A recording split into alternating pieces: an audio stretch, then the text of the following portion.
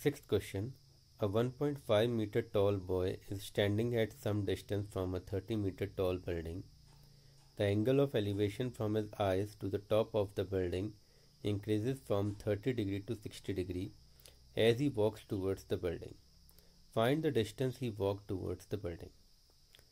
तो इस क्वेश्चन में एक बॉय है जिसकी हाइट 1.5 मीटर है, जिसे हमने यहाँ फिगर में PR से डिनोट किया गया है, और पॉइंट P को हमने ऑब्जर्वेशन पॉइंट माना है, यानी आइज ऑफ द बॉय माना है, जहाँ से वो बिल्डिंग को देख रहा है। उसके सामने जो बिल्डिंग है उसको हमने AB से डिनोट किया है, जिसकी हाइट है 30 मीटर। अब पॉइंट P से जब बच्चा बिल्डिंग के टॉप A को देख रहा है, एंगल ऑफ एलिवेशन बन रहा है 30 डिग्री। तो देखिए यहाँ पे हमने पॉइंट P जो आई ऑफ द बॉय है वहाँ से एक हॉरिजॉन्टल ड्रॉ किया है, ये हवा में ड्रॉ होगा, दैट इज़ PC। ये हमने इसलिए ड्रॉ किया है ताकि हम एंगल ऑफ एलिवेशन बना सकें। तो PC हमारा एक हॉरिजॉन्टल है जो हमने एयर में ड्रॉ किया है, और ये जो PA यानी कि लाइन ऑफ साइट है, इसके साथ एक एंगल बना रहा है कितने का, 30 डिग्री का। नाउ जो बॉय है वो P पॉइंट से चलता है और Q पॉइंट चलता है, और उसकी पोजीशन पॉइंट P से हो जाती है पॉइंट Q, यानी कि बच्चा इतना आगे डिस्टेंस कवर कर रहा है और अब उसकी पोजीशन है Q पर। Q से जब अगेन उसने, अगर आप यहाँ पे चाहे तो एक ऐसे लाइन बना सकते हैं, नाउ बॉय इज़ हेयर, कि इसको हम QRM कर देते हैं। Now boy is standing at position M।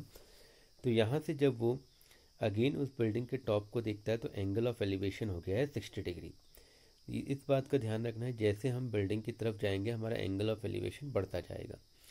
तो अब वो 60 डिग्री हो गया है, तो हमें फाइंड आउट करना है कि बच्चे ने कितना डिस्टेंस कवर किया, यानी कि वो R से जब M तक गया तो उसके बीच का डिस्टेंस कितना है। यहाँ पे हमें निकालना है RM, ये हमें निकालना है the distance covered by the boy, और ये RM हमारा होगा PQ के बराबर, क्योंकि आप देख सकते हैं कि एक रेक्टेंगल बन रहा है, रेक्टेंगल की अपोजिट साइड इक्वल है, तो RM किसके बराबर होगा, PQ के इक्वल होगा। तो simply we have to find here PQ। इनमें सबसे पहली बात हमें देखनी है कि अगर हमारा PR 1.5 है तो हमारा BC, क्योंकि देखिए PR और BC दोनों की डिस्टेंस बराबर है, हाइट बराबर है, तो PR की लेंथ BC के बराबर होगी, और ये भी हो जाएगा हमारा 1.5 मीटर। तो हमारे पास BC भी आ गया है 1.5 मीटर। अब हम AC निकाल सकते हैं अपना, तो AC हो जाएगा हमारा AB माइनस BC। तो AC निकालने के लिए हम AB माइनस BC करेंगे। अब AB कितना है, 30, तो 30 में से हमने 1.5 को माइनस किया तो ये आ जाएगा 28.5। तो now we have taken out the length of AC, that is 28.5। so this is very important. Now children, कोई भी हाइट एंड डिस्टेंस का जब हम क्वेश्चन करते हैं तो after making a correct figure, हम उस फिगर में राइट ट्राइंगल्स को आइडेंटिफाई करते हैं, और उनमें फिर हम ट्रिग्नोमेट्रिक रेशियोज लगाकर अपनी रिक्वायर्ड इन्फॉर्मेशन को निकालते हैं। तो अब अगर हम यहाँ पे देखें तो हमारे दो राइट ट्राइंगल हैं यहाँ पे। इसमें हमारे राइट ट्राइंगल जो हैं, राइट एंगल ट्राइंगल हैं, वो एक है ACQ और दूसरा है triangle ACP। So we have ACQ and ACP, two right triangles are there. Now अब हम इसमें देखेंगे कि हमें रिक्वायरमेंट के हिसाब से कौन से ट्रिग्नोमेट्रिक रेशियो का यूज़ करना है। अब हम आते हैं, हमें ध्यान रखना है हमारा AC आया है 28.5। अब हम सबसे पहले लेते हैं ट्राइंगल ACQ। तो ट्राइंगल ACQ जब हम लेंगे तो ट्राइंगल ACQ में आप देखिए हमें QC निकालते हैं हम, तो हम यहाँ से हम ले सकते हैं AC by QC equals to 1060 degree. We can take this.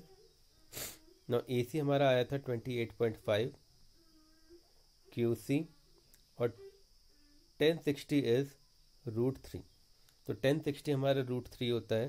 तो यहाँ से अगर हम QC निकालते हैं तो ये आ जाएगा 28.5 अपॉन √3, और इसको हम रैशनलाइज कर देते हैं। तो रैशनलाइज करने के लिए हम √3 से ही ऊपर नीचे मल्टीप्लाई करेंगे, तो √3 इंटू √3 ओवर √3, तो ये आ जाएगा 28.5 इंटू √3/3, तो इसको हम कर सकते हैं, तो ये आ जाएगा 9.5 √3 मीटर। तो हमारी QC, तो यहाँ से हमने QC की लेंथ निकाली जो बड़ा इंपॉर्टेंट है। QC की लेंथ आ गई हमारी 9.5 √3। Now we will take the triangle ACP। अब हम ट्राइंगल ACP की बात करेंगे। तो ट्राइंगल ACP में हम लेंगे tan 30 degree equals to AC/PC। AC/PC, AC हमारा 28.5 है, PC को हम ऐसे लिख देते हैं। तो हमारा और tan 30 की वैल्यू होती है 1/√3, तो यह आ जाएगा 28.5/PC। तो PC आ गया हमारा 28.5 √3। ये हमने सेकंड चीज़ निकाल ली। अब देखिए हमें यहाँ पे निकालना है कि how much distance the child has covered while travelling, यानी कि हमें निकालना था RM, यानी कि PQ निकालना है। तो अब देखिए PC हमने निकाला है 28.5, फिर हमने QC निकाला था 9.5 √3। तो QC हमारे पास है, PC हमारे पास, हमें PQ निकालना है। तो PQ हो जाएगा हमारा PC माइनस QC। अब PC है हमारा 28.5 √3 और ये था हमारा 9.5 √3। अगर हम इसको माइनस करेंगे तो √3 एज इट इज आएगा, यह आ जाएगा 19 √3 मीटर। तो हमारी PQ की वैल्यू आ गई 19 √3 मीटर, जो कि हमारे RM के भी बराबर होगी। तो how much distance the child has covered while moving from point R to M, या जब इसकी आइज की पोजीशन P से Q पे शिफ्ट हुई, वो आया हमारा 19 √3 metre. So this way this question will be solved. Question 7. From a point on the ground, the angles of elevation of the bottom and top of a transmission tower fixed at the top of a 20-meter high building are 45 degree and 60 degree respectively. Find the height of the tower. इस question में हमें दिया गया है कि एक 20 metre high building है जिसको यहाँ पर AB से रिप्रेजेंट किया गया है। तो AB is representing our building. इस बिल्डिंग के टॉप पर हमने एक टावर लगा रखा है, तो यहाँ पर जो AC है वो टावर को रिप्रेजेंट कर रहा है। तो बिल्डिंग का जो टॉप है A, उसके ऊपर एक टावर लगा हुआ है जिसकी हाइट है AC। अब इस टावर के बॉटम और टॉप को जब from a point P on the ground देखा जाता है, तो क्योंकि हम ऊपर की तरफ देख रहे हैं तो एंगल ऑफ एलिवेशन बनेगा। तो P पॉइंट, जो ऑब्जर्वेशन पॉइंट है हमारा P, वहाँ से इस टावर के बॉटम का जो एंगल ऑफ एलिवेशन है वो 45 डिग्री है, और उसी पॉइंट से टावर का जो टॉप है उसका एंगल ऑफ एलिवेशन है 60 डिग्री। तो ये हमारे पास एक फिगर आ गया है। अब हमें इसमें निकालना height of the tower. Height of the tower यानी कि AC है, ये हमें निकालना। तो दिस इज अवर क्वेश्चन। तो यहाँ पर अगर हमें AC निकालना है तो सिंपली हमें ये करना पड़ेगा कि हम BC में से AB की लेंथ को माइनस करेंगे तो हमें हाइट ऑफ द टावर यानी कि AC मिल जाएगा। AB हमें पता है 20 मीटर है, लेकिन BC की लेंथ हमें नहीं पता है, तो सबसे पहले हमें BC निकालना पड़ेगा और उसमें से जब हम 20 माइनस करेंगे तो हमारा AC यानी हाइट ऑफ द टावर निकल जाएगा। मीन्स हमारे को क्वेश्चन सॉल्व करने की जो की इक्वेशन है वो हमारी ये है। Means we have to solve this. तो our target is to find BC। Now we know that in such type of question हमें राइट ट्राइंगल्स फाइंड आउट करने पड़ते हैं, राइट एंगल ट्राइंगल जो भी हैं, और उनमें हम ट्रिग्नोमेट्रिक रेशियोज लगा कर अपने रिक्वायर्ड थिंग को निकालते हैं। तो अगर हम यहाँ पे देखें, हमारे दो राइट एंगल ट्राइंगल हैं। पहला ट्राइंगल है ट्राइंगल ABP और दूसरा ट्राइंगल हमारा ट्राइंगल CBP। ये हमारे दो राइट एंगल ट्राइंगल हैं इस फिगर में। इनमें हम ट्रिग्नोमेट्रिक रेशियोज लगाएंगे। तो सबसे पहले हम ट्राइंगल लेते हैं ABP। अगर हम देखें ट्राइंगल ABP में हमें AB दिया हुआ है, तो हम यहाँ पे 10 वाली रेशियो का यूज़ करके बी पी यानी बेस की वैल्यू को निकाल लेते। तो हम यहाँ पे लेंगे 10 और यहाँ पे आपका एंगल ऑफ एलिवेशन है 45 डिग्री, तो हो जाएगा 10 45 डिग्री और ये हो जाएगा A B upon B P, A B upon B P. Now A B की वैल्यू हमें 20 मीटर दी गई है तो हमने 20 लिख दिया अपॉन बी पी हमारे पास आ गया। तो हमारे पास आ गया 1045 equals to 20 upon B P.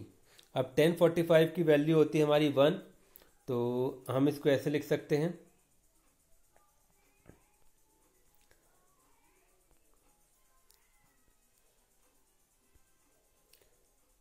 1 equals to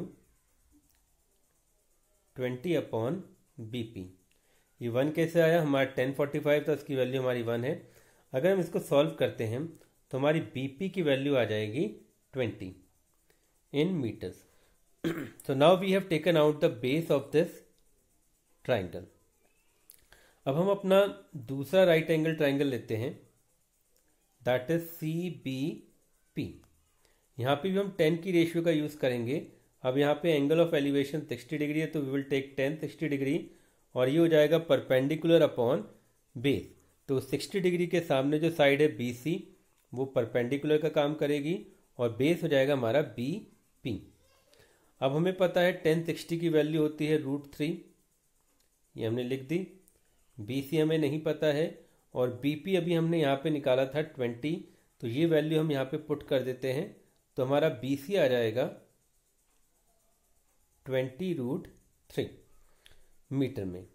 तो अब हम देख रहे हैं कि हमने बी सी निकाल लिया है।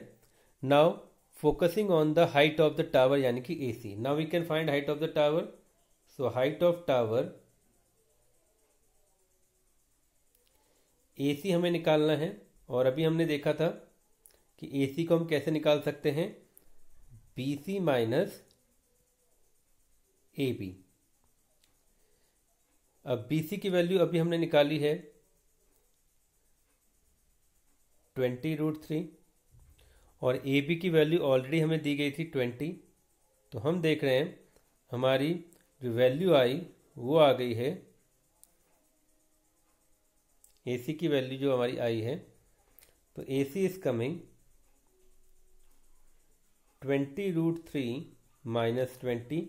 यहाँ हम देख रहे हैं 20 कॉमन लिया जा सकता है तो 20 हमने कॉमन ले लिया, ये आ जाएगा √3 माइनस 1। बिकॉज अभी इस क्वेश्चन में हमें √3 की वैल्यू नहीं दी गई है तो हम अपने आंसर्स को यहीं तक छोड़ सकते हैं। तो हमारा जो हाइट ऑफ टावर है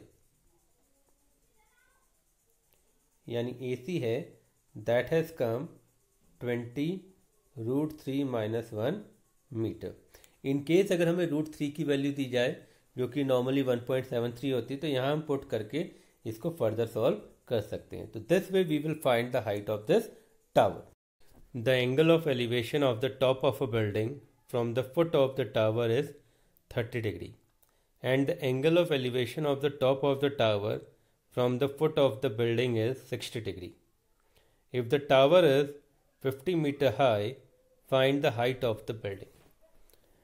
हमारे सामने एक क्वेश्चन है जिसमें एक टावर है और एक बिल्डिंग है, दोनों आमने सामने हैं और दोनों के फुट से, जब टावर के फुट से हम बिल्डिंग का टॉप देखते हैं या बिल्डिंग के फुट से टावर का टॉप देखते तो उसका एंगल ऑफ एलिवेशन हमें दिया गया है। अब हमें देखना है कि हाइट ऑफ द बिल्डिंग क्या होगी। इस क्वेश्चन में ये देखने वाली बात है कि बिल्डिंग की हाइट ज़्यादा होगी या टावर की हाइट ज़्यादा होगी। तो यहाँ पे हम देखते हैं कि जो एंगल ऑफ एलिवेशन है टावर के टॉप का from the foot of the building वो है 60 डिग्री और टावर के फुट से बिल्डिंग के टॉप का एंगल ऑफ एलिवेशन है 30 डिग्री। तो एंगल ऑफ एलिवेशन 60 डिग्री ज़्यादा है जो कि हम बिल्डिंग के फुट से टावर के टॉप को देख रहे हैं। तो इसका मतलब ये है कि इसके लिए हमें अपनी आइज़ को ज़्यादा ऊपर की तरफ करना पड़ेगा और ज़्यादा ऊपर की तरफ तभी करना पड़ेगा जब उसकी हाइट ज़्यादा होगी। इट मीन्स यहाँ पर जो टावर की हाइट है वो बिल्डिंग की हाइट से ज़्यादा होगी। तो ये इन्फॉर्मेशन हमें फिगर बनाने में मदद करेगा। हम फिगर में देख सकते हैं कि PQ हमने एक टावर ले लिया पी क्यू को हमने टावर ले लिया है, और जो बिल्डिंग है हमारी वो है ए बी। ए बी हमारी बिल्डिंग हो गई। नाउ बिल्डिंग के फुट से यानी पॉइंट बी से जब हम टावर का टॉप यानी पी देखते हैं तो जो एंगल ऑफ एलिवेशन बन रहा है ग्राउंड के साथ वो बन रहा है 60 डिग्री का। और जब हम टावर के फुट से यानी क्यू पॉइंट से टॉप ऑफ द बिल्डिंग यानी ए पॉइंट को देखते हैं तो एंगल ऑफ एलिवेशन बन रहा है 30 डिग्री। अब हमें निकालनी है बिल्डिंग की हाइट, यानी कि हमें इस क्वेश्चन में निकालना है A B. This we have to find here. सबसे पहले एज वी नो कि ट्रिग्नोमेट्री का क्वेश्चन है, हाइट एंड डिस्टेंस का क्वेश्चन है, तो सबसे पहले हमें दो इस फिगर में जितने भी राइट एंगल ट्राइंगल पॉसिबल हैं उनको देखना पड़ेगा। तो हम देख रहे हैं यहाँ पे दो राइट एंगल ट्राइंगल हमें मिलते हैं। एक है ट्राइंगल ए बी क्यू और दूसरा है ट्राइंगल पी क्यू बी। ये दो हमारे राइट एंगल ट्राइंगल हैं। अब हम इसमें देख रहे हैं कि हमें ए बी निकालना है। तो हम क्या कर सकते हैं, ए बी मीन्स परपेंडिकुलर, तो हमें ऐसी ट्रिग्नोमेट्रिक रेशियो देखनी पड़ेगी जिसमें परपेंडिकुलर आता है। और क्योंकि यहाँ पे हमें टावर की हाइट दे रखी है तो अगर हम बेस बी क्यू निकाल लें तो ट्राइंगल ए बी क्यू में हमारे पास बेस हो जाएगा, तो हम परपेंडिकुलर निकाल सकते हैं 10 की रेशियो लगा के। तो आइए इसको सॉल्व करते हैं। सबसे पहले हम ट्राइंगल लेते हैं पी क्यू बी। तो सबसे पहले हमने ट्राइंगल लिया पी क्यू बी। तो यहाँ पे हम देख रहे हैं एंगल है 60 डिग्री का। इसके अपोजिट साइड पी क्यू हो गई परपेंडिकुलर और बी क्यू हो गया बेस। तो हम लिख सकते हैं P Q by B Q equals to 10 60 degree. तो P Q by B Q हमने लिख दिया 10 60 डिग्री। अब पी क्यू हमें यहाँ दिया गया है 50, बी क्यू हमें पता नहीं है, और 10 60 की वैल्यू है हमारी √3। तो हमारे पास आ गया 50 upon B Q equals to √3। इसको सॉल्व करते हैं तो हमारे पास आया था 50 upon B Q equals to √3। तो यहाँ से हम बी क्यू की वैल्यू निकालते हैं, क्रॉस मल्टीप्लाई कर देते हैं, तो ये आ जाएगा 50 अपॉन √3 इक्वल्स टू बी क्यू। इसको हमें रैशनलाइज करना पड़ेगा, तो रैशनलाइजिंग फैक्टर हो जाएगा √3। तो 50 √3 अपॉन √3 इंटू √3, तो ये आ जाएगा 50 √3/3। ये हमारी बी क्यू की लेंथ आ गई है। तो we have obtained the length of B Q here 50 √3/3। Now हमें ए बी निकालना है। तो अब हम ट्राइंगल लेते हैं ए बी क्यू। तो राइट ट्राइंगल हमने लिया ए बी क्यू। इसमें हम फिर 10 की रेशियो ले सकते हैं, ए बी यानी perpendicular upon B Q equals to 10 30 degree. Now इसको हम लिख सकते हैं A B equals to B Q into 10 30 degree. अब बी क्यू की वैल्यू हम निकाल चुके हैं 50 √3/3। तो इसकी जगह लिख दिया हमने 50 √3/3, और 10 30 की वैल्यू होती है 1/√3। तो वी नो 10 30 की वैल्यू होती है 1/√3। तो 10 30 की जगह हमने 1/√3 रखा, तो √3 से √3 कट गया, तो हमारे पास आ गया 50/3। तो ये है हमारा ए बी। ए बी हमारे पास आ गया है 50/3, और ए बी हमारी हाइट ऑफ द बिल्डिंग है। तो हम कह सकते हैं कि जो हाइट ऑफ बिल्डिंग है,